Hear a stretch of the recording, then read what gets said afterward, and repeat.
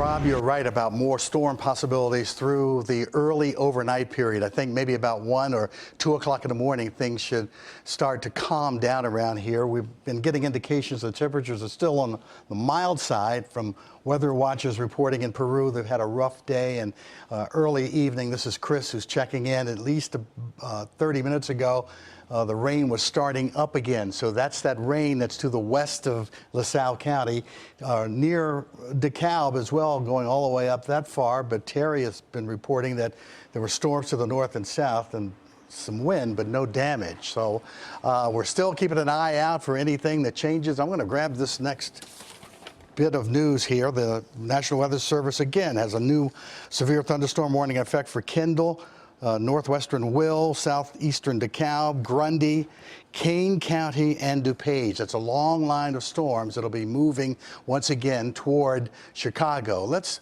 first take a look at another one of these very impressive photos that we got. This is out of Washburn, which is just to the south and west of LaSalle County. And look at that huge tornado on the ground, huge cloud that is extending from early enough in the day to really make out that there's a tornado before there was rain wrapped around it.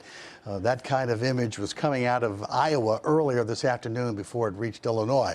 Let's get back to where that warning's in effect. That's a lot of territory from Kendall County through Will, DeKalb, Grundy, Kane, and stretching into western parts of DuPage County. It's this whole area, severe thunderstorm warning. That's about the most severe we've got now.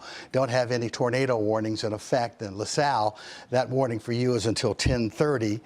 The other counties to the north, that's until 10:45. So those who live in the western suburbs from western DuPage County through LaSalle and south, be on the lookout for strong thunderstorms. We're in a tornado watch until 4 in the morning, but notice DuPage, around the Elgin area and Kane, out toward DeKalb, McHenry, and Lake, you're not included in that watch. So they're paring it down now, emphasizing the southern parts of the region for the overnight rain. Here are those scattered thunderstorms. Some are closing in on the city to the west. They're not severe, but there could be a lot of lightning and some heavy rain associated with those. There go the thunderstorms that are moving in toward Kane County and Grundy. It's all in front of a cold front that's coming this way, and you can see towns involved: Aurora, Joliet, Orland Park, the city of Chicago. Shortly before 11 o'clock tonight, we'll have a strong thunderstorm move through by 11:12 Gary. So up to the midnight hour and beyond, we're expecting rainy weather, and that's where that line represents a cold front moving in this direction. Behind the cold front, the weather changes dramatically tomorrow.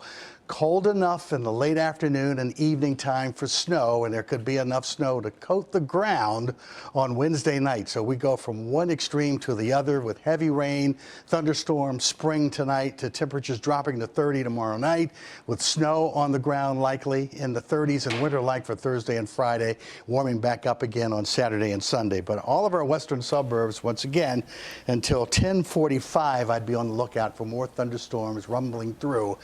And be careful and mindful of the weather even in the early overnight period up to about 2 in the morning.